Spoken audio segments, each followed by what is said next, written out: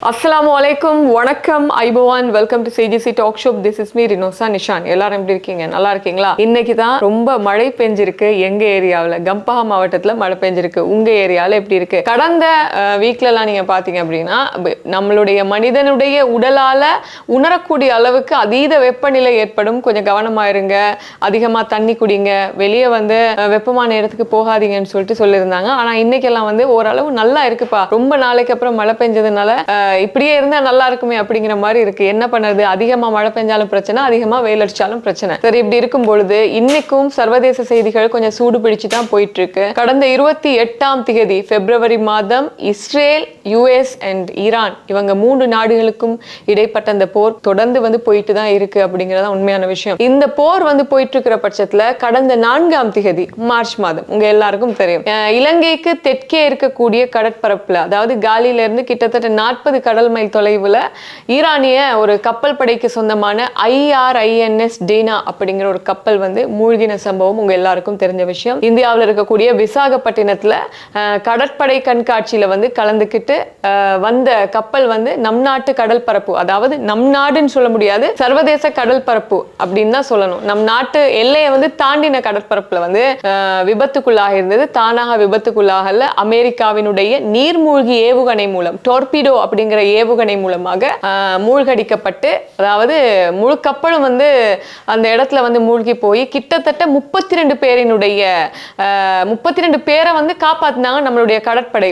அதுக்கப்புறமா கிட்டத்தட்ட 84 பேருடைய சடலங்களை காலியில் இருக்கக்கூடிய தேசிய வைத்தியசாலையில கொண்டு போட்டிருந்தாங்க. ஜனாசாக்களை கிட்டத்தட்ட இந்த ஜனாசாக்கள் இவ்வளவு நாட்கள் நடமாடக்கூடிய குளிரூட்டப்பட்ட ஒரு குளிர்சாதன பெட்டியில வச்சுதான் ஒரு லாரியில அப்படியே நகர்ந்துட்டு இருக்கக்கூடிய ஒரு லாரியில தான் வச்சிருந்தாங்க.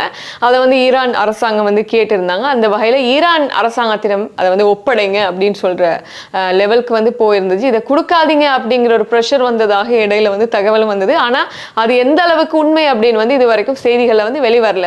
அப்படி இருக்கிற பட்சத்துல 84 கடற்படை வீரர்களினுடைய ஜனாசாக்களும் இன்னைக்கு மத்தள விமான நிலையத்தின் ஊடாக ஈரானுக்கு கொண்டு செல்லப்பட இருக்கு இன்னைக்கு நைட்டுக்குன்னு சொல்றாங்க. அந்த காணொலிகளை நான் உங்களுக்கு கொடுக்குறேன். கிட்டத்தட்ட ஒரு 4 லாரிஸ்ல கொண்டு போறாங்க. 84 பேரினுடைய சடலங்கள். கொஞ்சம் யோசிச்சு பாருங்க, அவங்க எந்த தவறுமே பண்ணல.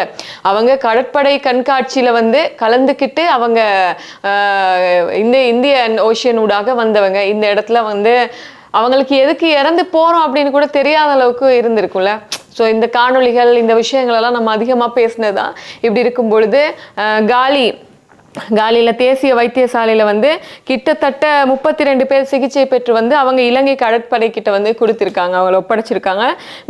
மேலும் 4 பேர் தொடர்ச்சியாக 3 பேர் தொடர்ச்சியாக சிகிச்சை பெற்று வந்துட்டு இருக்காங்க அப்படின்னு சொல்லப்படுது. இது ஒரு விஷயம் அதிகமாக பேசப்பட்டது. ஸோ அவங்களுடைய ஜனாசாக்களை இலங்கையில் இருக்கக்கூடிய ஈரான் எம்பசியூடாக அந்த நாட்டு கவர்மெண்ட் கிட்ட கொடுக்குற செய்திகளை இன்னைக்கு அதிகமாக பேசப்பட்டிருந்தது. இந்த செய்திகளுக்கு அப்புறமா கடந்த 28ஆம் தேதி ஈரானுக்கு இஸ்ரேல், அமெரிக்கா சேர்ந்து தாக்குதல் நடத்திருந்துச்சு. இதுல ஈரானினுடைய உச்சபட்ச தலைவர் அப்படின்னு சொல்லக்கூடிய சுப்ரீம் லீடர் ஆயத்துல்லா அலி கொமேனி அவர்கள் இறந்து போனாங்க. அவருடைய மகள், மருமகள், பேரப்பிள்ளை அப்படின்னு சொல்லப்படுது. இதுக்கெல்லாம் அவருடைய மனைவி தெஹ்ரான்ல அவர் வீட்டில் நடந்த தாக்குதலுக்குள்ளாகி அதிதீவிர சிகிச்சை பிரிவுல இருந்தாங்க. அவங்களும் மௌத்தாயிட்டாங்க அப்படிங்கிற ஒரு செய்தி ஈரானிய ஊடகங்கள் தான் அறிவிச்சிருந்தாங்க. ஆனா இதுக்கு இடையில இல்ல, அது வதந்தி, அவங்க இறக்கல, அவங்க உயிரோட தான் இருக்காங்க அப்படின்னு சொல்லிட்டு இன்னைக்கு ஊடகங்கள் செய்தி வெளியாக இருக்கு. அவங்களுடைய மனைவியினுடைய பேர் ஆயத்துல்லா அலி கொமேனி, அவர்களுடைய மனைவியினுடைய பேர் மன்சூரா கோஜஸ்டே பாகர்சாதே. இவங்க உயிரோட தான் இருக்காங்க அப்படின்னு சொல்லிட்டு அல் ஜசீரா, தஸ்னீம் நியூஸ் அப்படின்னு சொல்லக்கூடிய சர்வதேச ஊடகங்கள், இந்திய ஊடகங்கள் கூட செய்தி போட்டிருக்கு. ஆமா, அவங்க இருக்காங்க, அவங்களுக்கு கொஞ்சம் பெயின் இருக்கு, அவங்களுக்கு கொஞ்சம் சிகிச்சை கொடுத்துட்டு இருக்காங்க, ஆனா இருக்காங்க. இது ஒரு ரூமரான செய்தி. இதை யாரு கொடுத்தாங்கன்னு தெரியல. ஆனாலும் ஈரானிய ஊடகங்கள் தான் இந்த மாதிரி செய்திகளை கொடுத்தாங்க அப்படின்னு சொல்லப்படுது. பட் அவங்க இருக்காங்கன்றதை இன்னைக்கு ஈரானிய ஊடகங்கள் உத்தியோகபூர்வமாக அறிவிச்சு வெடிச்சிருக்கு. அது ஒரு விஷயம். அதுக்கப்புறம் வந்து கிட்டத்தட்ட இன்னைக்கும் வந்து தொடர்ந்து 13 நாட்களை கடந்து யுத்தம் வந்து நடந்து போயிட்டு தான் இருக்கு. ஈரான் வந்து மத்திய கிழக்குல இருக்கக்கூடிய அமெரிக்க தளங்கள், ராணுவ தளங்களுக்கு வந்து தொடர்ச்சியாக தாக்கிட்டு இருக்கு. இதுல யுஏஇல இருக்கக்கூடிய அல் தஃப்ரா ஏர்பேஸ் கூட தாக்குதல்களை வந்து நடத்திருக்காங்கன்னு சொல்லப்படுது. கிட்டத்தட்ட அமெரிக்காவுக்கு இது மூலமாக இழப்புகள் 15,000 கோடிக்கு மேல அப்படின்னு வந்து சொல்லப்படுது. இப்படி இருக்கும் பொழுது இன்னைக்கு வந்து ஈராக்ல அமெரிக்க ராணுவ விமானம், அதாவது அமெரிக்க எரிபொருள் நிரப்பு விமானம் ஒன்று வந்து ஈராக்கினுடைய டிஃபென்ஸ்னால வந்து சுட்டு வீழ்த்தப்பட்டிருக்கு அப்படின்னு வந்து சொல்லியிருக்காங்க. இதுல என்னன்னா அவங்களுடைய நாட்டினுடைய பாதுகாப்பு கருதி தான் வந்து நாங்க வந்து அதை அழிச்சோம் அப்படின்னு வந்து சொல்லியிருக்காங்க. இதுல வந்து 6 அதிகாரிகள் இருந்தாங்களாம், 4 பேர் வந்து உயிரிழந்திருக்காங்க அப்படின்னு சொல்லப்படுது. The Islamic resistance in Iraq அப்படிங்கிற அமைப்பினால வந்து சுட்டு வீழ்த்தப்பட்டதாக சொல்லப்படுது. இந்த விமானம் KC-135 விமானம் அப்படின்னு வந்து சொல்லப்படுது. இது அமெரிக்காவுக்கு சொந்தமான எரிபொருள் நிரப்பும் விமானம் அப்படின்னு வந்து சொல்லப்படுது. இந்த விஷயம் போயிட்டு இருக்கும் பொழுது இன்னைக்கு அல் ஜசீரா ஊடகம் வந்து வெளியிட்டிருக்காங்க என்னன்னா, இதுவரைக்குமே இந்த 13 நாட்களை கடந்து இதுவரைக்கும் நடக்கிற தகவல்கள் என்ன அப்படின்னு பார்க்கும்பொழுது கிட்டத்தட்ட இந்த 13 நாட்களுக்குள்ளே வந்து ஈரான்ல இஸ்ரேல் தாக்குதல்களினால் 1444 பேர் உயிரிழந்திருக்காங்க அப்படின்னும் 18,551 பேர் வந்து காயமடைஞ்சிருக்காங்க அப்படின்னு வந்து சொல்லப்படுது. ஈரான்ல இப்படி உயிரிழந்தவங்கள்ல வந்து 200 பெண்கள் அப்படின்னு சொல்றாங்க, 168 சிறுவர்கள். இந்த 168 சிறுவர்களும் எப்படி உயிரிழந்தாங்க உங்களுக்கு தெரியும். சிறுவர் பாடசாலைக்கு வந்து அவங்க தாக்குதல் நடத்தியமையினால வந்து இறந்து போனாங்க அப்படின்னு சொல்ல முடியும். கிட்டத்தட்ட 11 ஹெல்த் கேர் ஒர்க்கர் வந்து இறந்து போனதையும் வந்து சொல்லியிருக்காங்க. இஸ்ரேல்ல வந்து என்ன தாக்கங்கள் அப்படின்னு பார்க்கும்பொழுது இஸ்ரேல்ல 15 பேர் வந்து கொல்லப்பட்டிருக்காங்க, 2000 பேர் வந்து காயமடைஞ்சிருக்காங்க அப்படின்னு சொல்லப்படுது. 13வது நாளான இன்னைக்கு வந்து என்ன அப்டேட் அப்படின்னு தான் அல் ஜசீரா ஊடகங்கள் வந்து அப்படியே அப்டேட் படியே கண்டினியூஸா வந்து கொடுத்துட்டு இருக்காங்க. IRGCன்னு சொல்லக்கூடிய இஸ்லாமிய புரட்சிகர காவல் படை வந்து அமெரிக்க துருப்புக்கள் நிறுத்தப்பட்டுள்ள மத்திய கிழக்கில் உள்ள 27 தளங்கள் மற்றும் இஸ்ரேலில் ராணுவ பகுதிகள் மீது தாக்குதல்களை வந்து நடத்தியதாக வந்து சொல்லப்படுது. இது வரைக்குமே ஈரான் அமெரிக்காவோட மோதி இஸ்ரேலோட மோதினாலும் வந்து அமெரிக்காவோட வந்து நேரடியான தாக்குதல்கள் வந்து நடத்தல. இஸ்ரேலுக்கு வந்து தொடர்ந்து தாக்குதல்கள் நடத்திட்டு இருக்கு.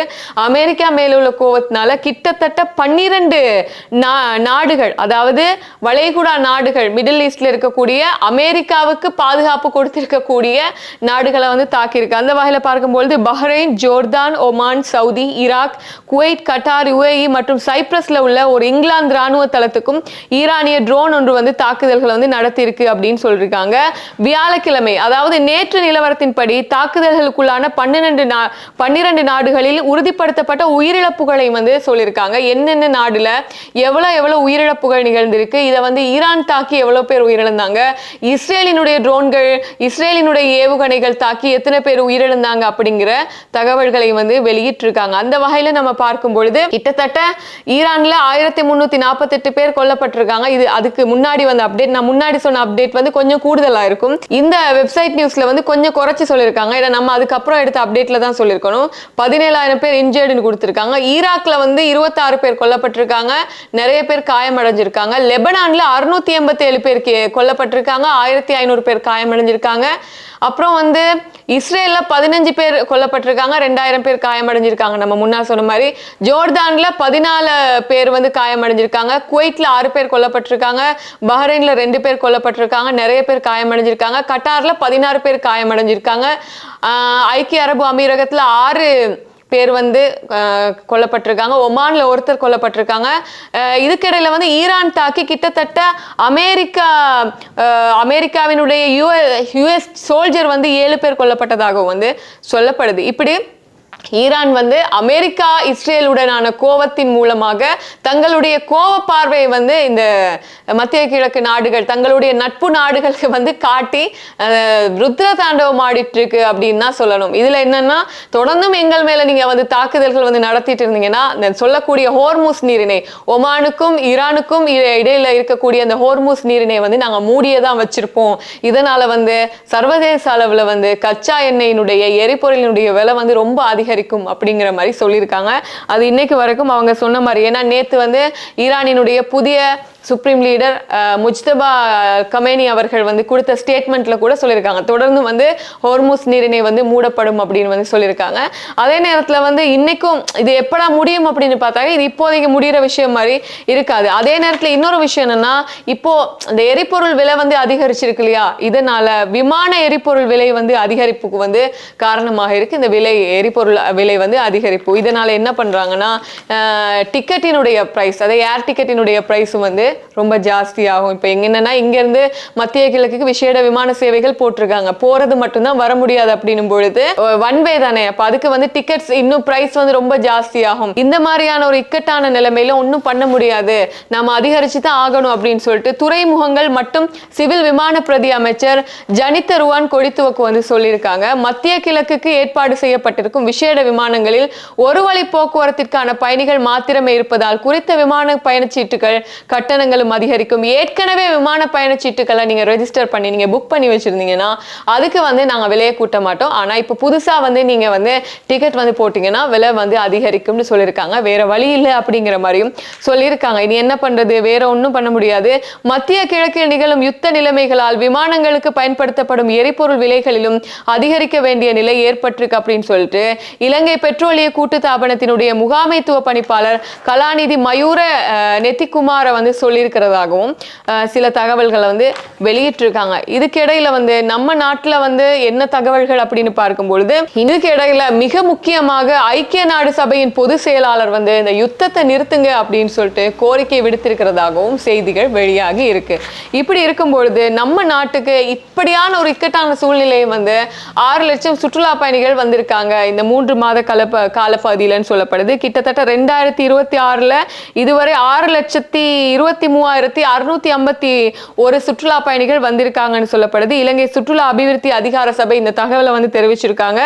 ஜனவரி 1ஆம் தேதியிலிருந்து மார்ச் 11ஆம் தேதி வரைக்குமே நான் சொன்ன மேலே குறிப்பிட்ட அமௌண்ட்ல ஆட்கள் வந்திருக்காங்கன்னு சொல்லப்படுது. இந்த மார்ச் மாதத்தின் முதல் 11 நாட்கள்ல மாத்திரம் 66,996 வெளிநாட்டு சுற்றுலா பயணிகள் வருகை தந்திருக்காங்க. இது ரொம்ப கம்மின்னு சொல்லலாம்.